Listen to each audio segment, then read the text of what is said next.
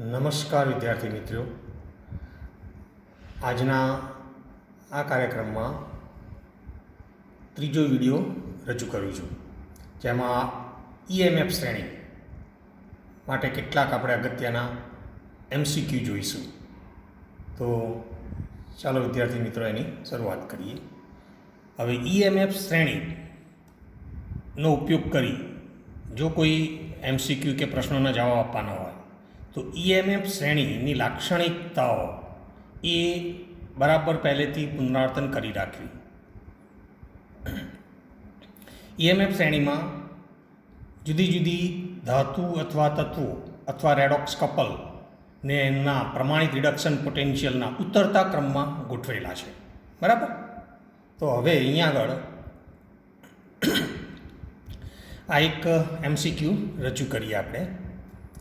જો M2 plus M આ એક રેડોક્સ કપલ, બરાબર, એ રીતે N2 પ્લસ N, પછી Q2 પ્લસ Q અને R2 પ્લસ R આ અર્ધકોષના પ્રમાણિત ઓક્સિડેશન પોટેન્શિયલના મૂલ્યો ચડતા ક્રમમાં હોય તો આપેલ કયું વિધાન સાચું છે? હવે અહીંયા આગળ યાદ રાખો, આ જે અર્ધકોષ છે એના પ્રમાણિત ઓક્સિડેશન પોટેન્શિયલના મૂલ્યો આપણને ચડતા ક્રમમાં આપેલા છે. બરાબર.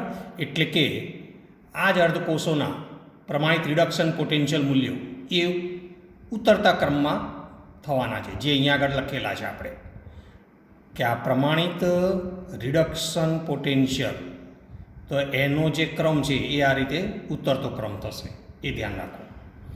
હા, હવે આપેલા 4 વિકલ્પો એમાંથી કયું સાચું છે આપણે શોધી કાઢવાનું છે. પહેલું વિધાન આપ્યું છે ધાતુ N ના પાત્રમાં M2 પ્લસ, એટલે કે આ ધાતુ M2 પ્લસના ક્ષારનું દ્રાવણ ભરી શકાય. દ્રાવણ ભરી શકાય એનો મતલબ એવો થયો કે ધાતુનું જે પાત્ર છે તે ધાતુ અને આ જે ધાતુ એમનો ક્ષાર છે એમાં M2 પ્લસ વચ્ચે પ્રક્રિયા થતી નથી, એટલા ભરી શકાય છે. તો હવે આ બે વચ્ચે પ્રક્રિયા થતી હોય તો એ પ્રક્રિયા કઈ હશે એ આપણે અહીંયા આગળ પહેલાં લખવાની.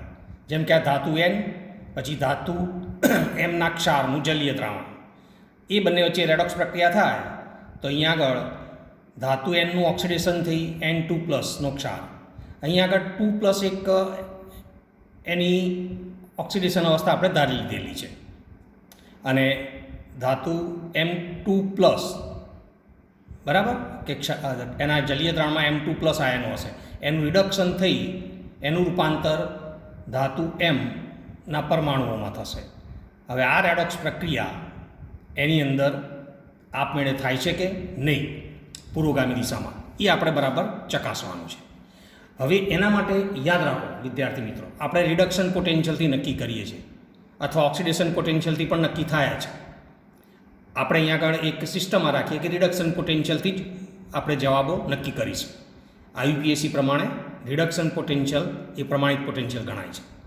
તો આ પ્રક્રિયામાં M2 પ્લસમાંથી M બને છે, મતલબ કે M2 પ્લસનું રિડક્શન થઈ M બને છે. માટે M2 પ્લસ M જે અર્ધકોષ છે એનો રિડક્શન પોટેન્શિયલ એ N2 પ્લસ N કરતાં વધુ હોવો જોઈએ. તો એ અહીંયા આગળ છે, જોઈ લો. અહીંયા આગળ આ M2 પ્લસથી M આ એનો પ્રમાણિત રિડક્શન પોટેન્શિયલ N કરતાં વધુ છે. બરાબર. એનો અર્થ કે આપેલી પ્રક્રિયા એકંદરે પુરોગામી દિશામાં આપમેળે થાય છે. હવે પુરોગામી દિશામાં આપમેળે થાય તો એનો અર્થ કે ધાતુ Nના પાત્રમાં આ ધાતુ Mનો ક્ષારનું દ્રાવણ ના ભરી શકાય, આ દ્રાવણ ભરી શકાશે નહીં, ના ભરી શકાય. જ્યારે વિધાન આપણને શું આપ્યું છે? ધાતુ Nના પાત્રમાં M2 પ્લસના ક્ષારનું દ્રાવણ ભરી શકાય, મતલબ કે આ પહેલું વિધાન ખોટું છે, એટલે વિકલ્પ એ જવાબ આવશે નહીં. હવે આપણે બીજો વિકલ્પ ચકાસીએ આ રીતે. બીજા વિકલ્પમાં આ રીતે છે અહીંયા આગળ કે ધાતુ Qના પાત્રમાં R2+ એટલે ધાતુ આરના ક્ષારનું દ્રાવણ ના ભરી શકાય. તો હવે એના માટે અહીંયા જે રેડોક્સ પ્રક્રિયા સંકળાશે એ કઈ આવશે? તો એ રેડોક્સ પ્રક્રિયા ધાતુ Q અને ધાતુ Rનો ક્ષાર એટલે R2+નું જલીય દ્રાવણ, આ રેડોક્સ પ્રક્રિયા આવશે. હવે આ રેડોક્સ પ્રક્રિયામાં રિડક્શન કોનું થાય છે? R2+નું રિડક્શન થઈ R બને છે. જો R2+ થી R રિડક્શન પોટેન્શિયલ એ Q કરતાં વધારે હોય તો જ આ પ્રક્રિયા આપમેળે થાય. પણ અહીંયા આપણને શું આપેલું છે કે Rનો રિડક્શન પોટેન્શિયલ Q કરતાં ઓછો છે, મતલબ કે આ રેડોક્સ પ્રક્રિયા પુરોગામી દિશામાં, એકંદરે આ પુરોગામી દિશામાં એ આપમેળે ના થાય.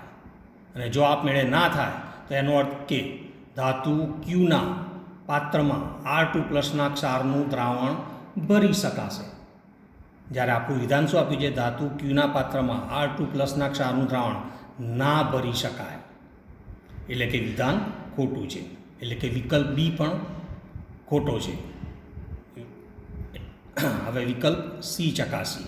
તો વિકલ્પ સીમાં કયું વિધાન રજૂ કરેલું છે કે R2+ના ક્ષારનું દ્રાવણ ધાતુ Nના પાત્રમાં ભરી શકાય. એટલે અહીંયા રેડોક્સ પ્રક્રિયા આપણે કોની લેવાની છે? R2+ અને N વચ્ચેની. તો આ રેડોક્સ પ્રક્રિયા લઈએ તો N સોલિડ વત્તા R2+, તેમાંથી N2+ વત્તા R.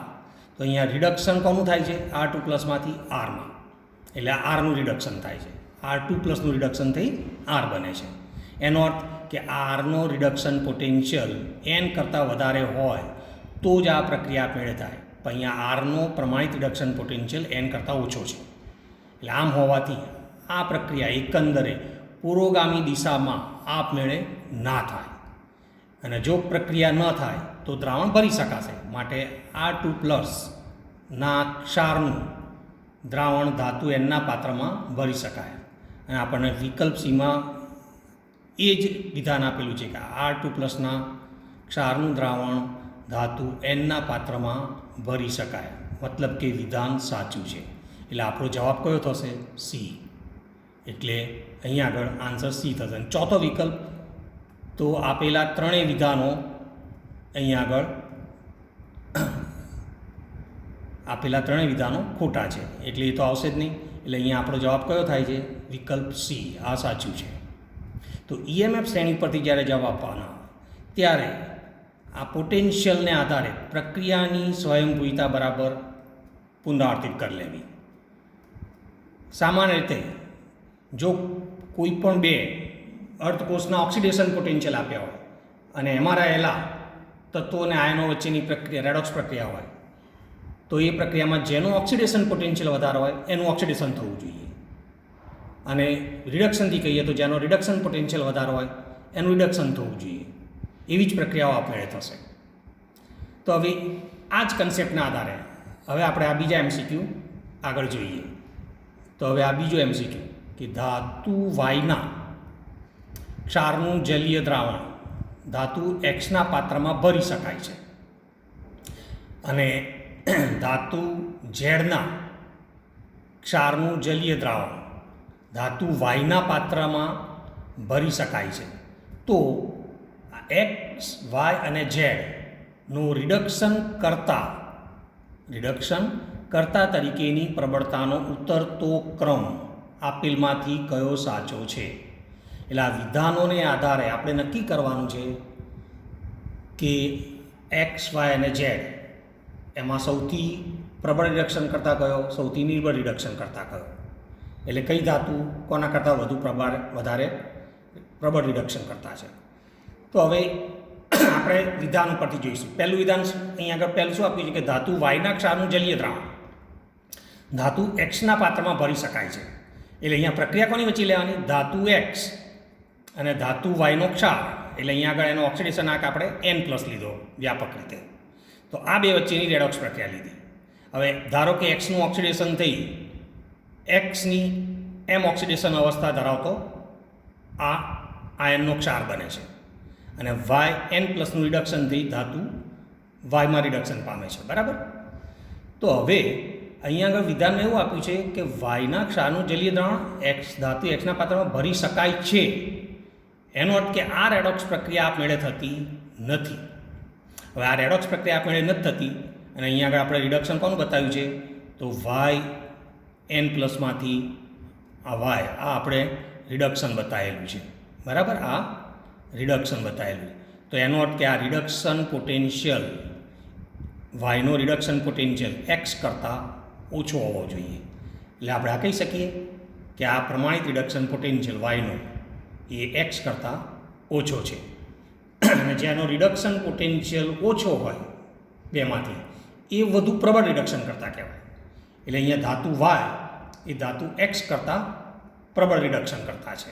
એ નક્કી થઈ ગયું આપણું. બરાબર. હવે બીજું વિધાન જોઈએ. તો બીજું વિધાન શું આપેલું છે? તો બીજું વિધાન આ રીતે આપ્યું છે કે ધાતુ ઝેરના ક્ષારનું જલીય દ્રાવણ ધાતુ વાયના પાત્રમાં ભરી શકાય છે. એટલે એનો અર્થ કે અહીંયા આગળ આ ધાતુ ઝેરનો ક્ષાર અને ધાતુ વાય વચ્ચેની આ જે રેડોક્સ પ્રક્રિયા આપી છે એ રેડોક્સ પ્રક્રિયા આપમેળે થતી નથી. આ રેડોક્સ પ્રક્રિયા આપમેળે નહીં થાય. એટલે કે અહીંયા આગળ ઝેડ કે જેનો ઓક્સિડેશન આંક અહીંયા પ્લસ પી લીધેલો છે એનું રિડક્શન ઝેડ ધાતુમાં થાય છે એવું આપણે દર્શાવેલું છે. એટલે આ રિડક્શન દર્શાવેલું છે આપણે. તો આ પ્રક્રિયા આપણે થતી નથી. મતલબ કે ઝેડનો રિડક્શન પોટેન્શિયલ વાય કરતાં ઓછો હોવો જોઈએ. એટલે આ ઝેડનો પ્રમાણિત રિડક્શન પોટેન્શિયલ વાય કરતાં ઓછો. એટલે કે ઝેડનો રિડક્શન પોટેન્શિયલ ઓછો છે તો ઝેડ ધાતુ એ ધાતુ વાય કરતાં વધારે પ્રબળ રિડક્શન કરતા છે એવું કહેવાય. અને ધાતુ વાય એ ધાતુ એક્સ કરતાં વધુ પ્રબળ રિડક્શન કરતા છે. એટલે આપણી પાસે હવે રિડક્શન કરતાંની પ્રબળતાનો ક્રમ આવી ગયો. ઝેડનો પ્રમાણિત રિડક્શન પોટેન્શિયલ વાય કરતાં ઓછો, વાયનો પ્રમાણિત રિડક્શન પોટેન્શિયલ એક્સ કરતાં ઓછો.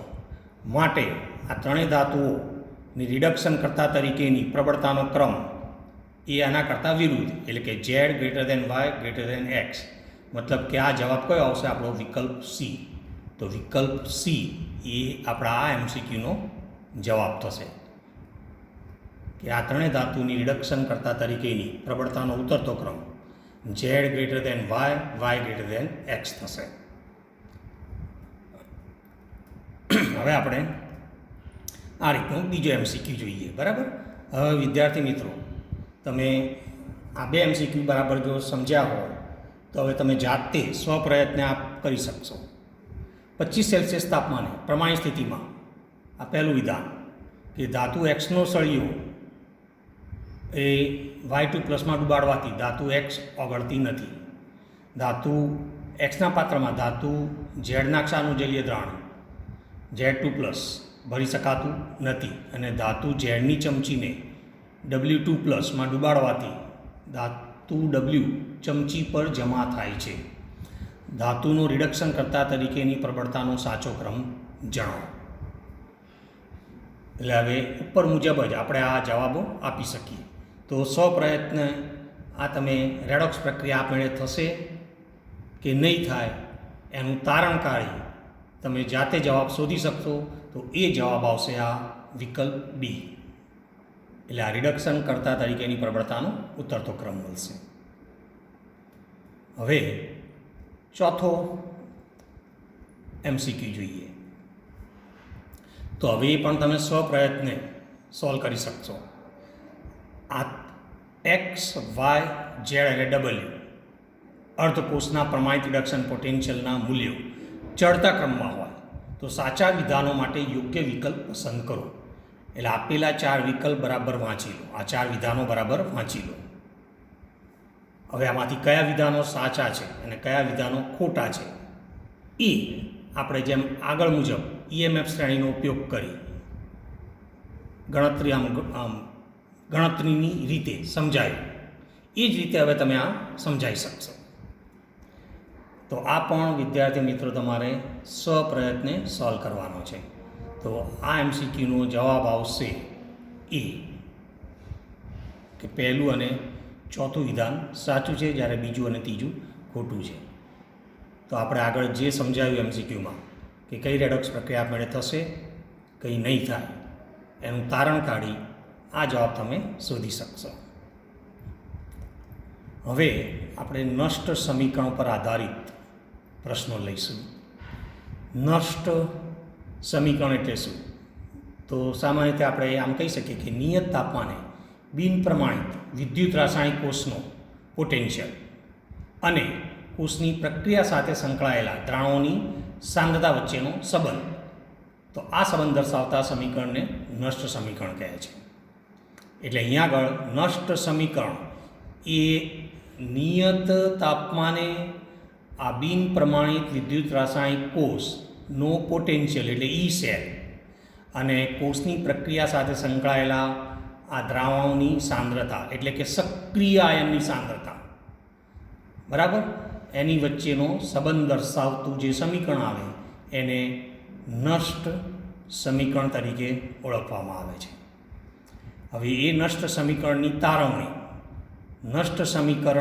તારવણી એ ઉષ્માગતિશાસ્ત્રના સિદ્ધાંતોના આધારે કરી શકાય છે. એને ઘણું સહેલું છે વિદ્યાર્થી મિત્રો. તો એ ઉષ્માગતિશાસ્ત્રના સિદ્ધાંતોથી જે નષ્ટ સમીકરણની તારવણી કરી તો એ સમીકરણ આ મુજબ છે.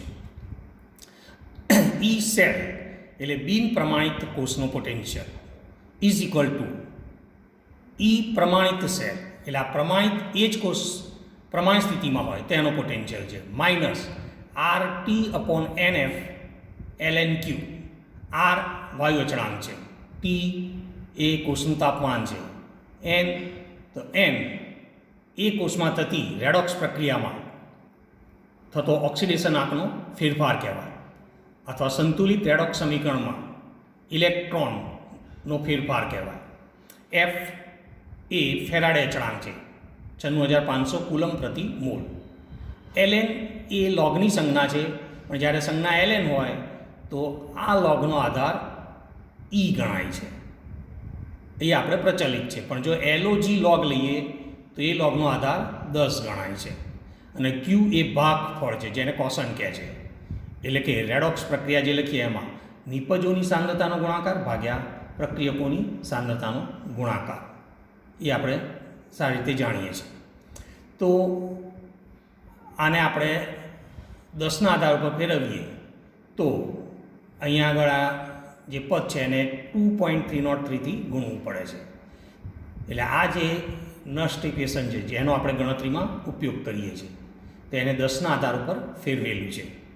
એટલે આ રીતે બિનપ્રમાણિત કોષનો પોટેન્શિયલ બરાબર એ જ કોષનો પ્રમાણિત potential minus 2.303 RT/NF log log એટલે લોગ Q, અહીંયા આગળ એનો આધાર 10 છે અને Q એટલે ભાગફળ. હવે અહીંયા આગળ તાપમાન નિયત 298 આપણે લઈ લઈએ તો આ જે લોગવાળું પદ છે એનો આખો સહગુણક અચળ થઈ જશે. તો 298 કેલ્વિન તાપમાને આ જે લોગ Qનો સહગુણક છે એનું મૂલ્ય આ ગણતરીથી તારવેલું છે અને એ આપણે જાણીએ પણ છે, યાદ રાખેલું છે, અને એ કેટલું આવે છે 0.059 વોલ્ટ થશે. એટલે આ કિંમત આપણે આ નષ્ટ સમીકરણ મૂકી દઈએ તો સામાન્ય આપણે આ નષ્ટ સમીકરણ એ ગણતરીમાં ઉપયોગમાં લેતા હોઈએ છીએ. પણ યાદ રાખો આ જે વેલ્યુ છે 0.059 એ જ્યારે તાપમાન 298 કેલ્વિન હોય ત્યારે છે. એટલે જો તાપમાન જુદું આપે તો આ કિંમત બદલાઈ જશે, એ યાદ રાખવાનું. હવે આ નષ્ટ સમીકરણના ઉપયોગથી કેટલાક MCQ જોઈએ. તો આ પહેલો MCQ, 298 કેલ્વિન તાપમાને જો H+ની સાંદ્રતા 100 ગણી વધારવામાં આવે, એટલે કોઈ એસિડિક દ્રાવણમાં H+ની સાંદ્રતામાં 100 ગણો વધારો કરવામાં આવે તો આ જે MnO4- Mn2+ છે જે એસિડિક દ્રાવણ હોય છે એ અર્ધકોષની ઓક્સિડેશન કરતા તરીકેની ક્ષમતા કેટલી બદલાશે એસિડિક દ્રાવણમાં, એવું કહેવાય. તો આ 4 વિકલ્પમાંથી કયો જવાબ આવશે એ હવે આપણે નષ્ટ સમીકરણથી આ જે અર્ધકોષ છે એમાં થતી પ્રક્રિયાનો રિડક્શન પોટેન્શિયલ ગણતરી કરી એ આપણે ચકાસીશું. આ જે રેડોક્સ કપલ છે એટલે કે આ જે અર્ધકોષ છે એની ઓક્સિડેશન કરતા તરીકેની પ્રબળતા કેટલી બદલાશે એ આપણે અહીંયા આગળ શોધવાનું છે. તો જોઈએ અહીંયા આગળ. તો એ અર્ધકોષમાં થતી પહેલાં પ્રક્રિયા લખો બેલેન્સ સ્વરૂપમાં. MnO4 minus plus 8H plus plus 5 electrons gives Mn2 plus plus 4H2O. આ જાણીતી પ્રક્રિયા છે કે એસિડિક માધ્યમમાં MnO4 માઇનસ એનું રિડક્શન છે Mn2 પ્લસમાં. અહીંયા Mnનો ઓક્સિડેશન આંક આપણે સહેલાઈથી ગણી શકીએ, જે કેટલો છે +7 છે. આ ઓક્સિડેશન આંક +7 છે અને અહીંયા તો +2 છે, એ સ્પષ્ટ છે બરાબર. એક પરમાણુ આયન તેનો ઓક્સિડેશન આંક એના વીજભાર જેટલો, એટલે ઓક્સિડેશન આંકનો ઘટાડો 5 છે, એટલે આ ઇલેક્ટ્રોનનો ફેરફાર પણ 5 મોલ ઇલેક્ટ્રોન છે. તો નસ સમીકરણ શરૂઆતમાં લખીએ તો શરૂઆતમાં અર્ધકોષમાં થતી આ પ્રક્રિયાનો આ રિડક્શન પોટેન્શિયલ એટલે એનો પ્રમાણિત રિડક્શન પોટેન્શિયલ -0.059/5 કે જે આ સંતુલિત સમીકરણમાં ઇલેક્ટ્રોનનો ફેરફાર છે 5 મોલ. લોગ નિપજોની સાંદ્રતા ભાગ્યા પ્રક્રિયકોની સાંદ્રતા. નિપજમાં Mn2 પ્લસ સક્રિય આયન બરાબર, એનો સગુણક 1 છે. જ્યારે પ્રક્રિયકમાં 8H પ્લસ એટલે H પ્લસની સાંદ્રતાની 8 અને MnO4 માઇનસ એનો સગુણક 1 છે, એટલે MnO4 માઇનસ એની સાંદ્રતા. આ બધી સાંદ્રતા મોલારિટીમાં છે. તો શરૂઆતમાં આ નષ્ટ સમીકરણથી આ અર્ધકોષનો રિડક્શન પોટેન્શિયલ હવે H પ્લસની સાંદ્રતા 100 ગણી વધારવામાં આવે, એટલે ફક્ત અહીંયા આગળ ફેર કરવામાં આવશે. H પ્લસની સાંદ્રતા જો અહીંયા આગળ 100 ગણી વધારી દીધી, એટલે 100H પ્લસ કરી દીધા બરાબર. તો આ અંતમાં આ જ અર્ધકોષનો રિડક્શન પોટેન્શિયલ મળશે. હવે અંતિમ રિડક્શન પોટેન્શિયલમાંથી પ્રારંભિક રિડક્શન પોટેન્શિયલ બાદ કરી નાખીએ બરાબર. આ અંતિમ રિડક્શન પોટેન્શિયલમાંથી પ્રારંભિક રિડક્શન પોટેન્શિયલ બાદ કરીએ, એટલે અહીં આગળ આપણે જોઈશું તો આ આખું જે પદ છે આ શરૂઆતનો રિડક્શન પોટેન્શિયલ છે, એને આ અંતિમમાંથી બાદ કરવાનો છે. આ અંતિમ રિડક્શન પોટેન્શિયલ બરાબર.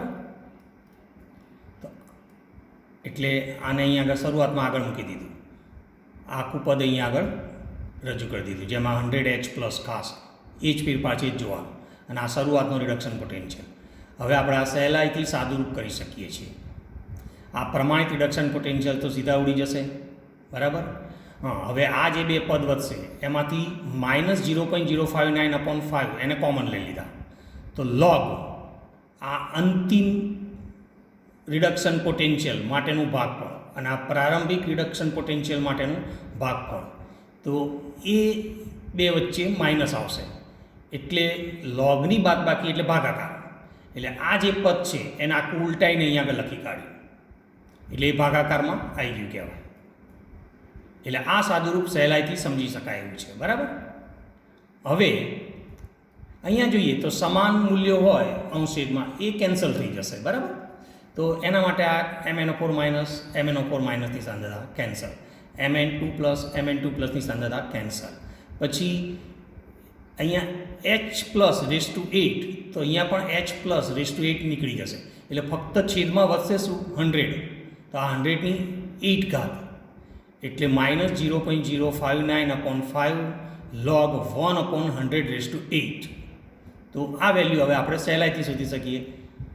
આનું સાદુરૂપ થશે log 10⁻16 એટલે 10⁻16 તો આ -16 સીધા આગળ આવી જશે અને 10નો log 1 થઈ જશે, એટલે કે 0.059/5 × 16 આ રીતે આવી જશે બરાબર. એટલે આ -16 આગળ આવી જશે, એટલે આ ગુણાકાર પ્લસ થઈ જશે. તો આ ગુણાકાર આપણે સહેલાઈથી કરી શકીએ છીએ, એટલે જવાબ આવશે કેટલો 0.1888 વોલ્ટ, એટલે આશરે 189 મિલીવોલ્ટ. આ વોલ્ટ છે એને મિલીવોલ્ટમાં ફેરવું હોય તો 1000 વડે ગુણવા પડે, એટલે 1000 વડે ગુણીએ તો 188.8 થશે, એટલે રાઉન્ડ ફિગર કરી દો તો 189 મિલીવોલ્ટ. તો રિડક્શન પોટેન્શિયલમાં આટલો વધારો થાય છે. જેટલો રિડક્શન પોટેન્શિયલ વધશે એટલી જ અર્ધકોષની ઓક્સિડેશન કરતા તરીકેની ક્ષમતા પણ વધે છે એટલે કે અહીંયા આગળ આપણો જવાબ કયો થશે તો વિકલ્પ બી, કે H પ્લસની સાંદ્રતા જો 100 ગણી વધારવામાં આવે તો આ જે અર્ધકોષ છે બરાબર, એ અર્ધકોષની ઓક્સિડેશન કરવાની ક્ષમતા તો 189 મિલીવોલ્ટ જેટલી વધે છે. તો આપણે આ નષ્ટ સમીકરણનો ઉપયોગ કરી આવા MCQ સહેલાઈથી શોધી શકીએ છીએ. નમસ્કાર વિદ્યાર્થી મિત્રો, હવે બાકીના MCQ આપણે આના પછીના વિડીયોમાં જોઈશું. તો હવે આ MCQ બરાબર પુનરાવર્તન કરી બરાબર એની પ્રેક્ટિસ કરજો.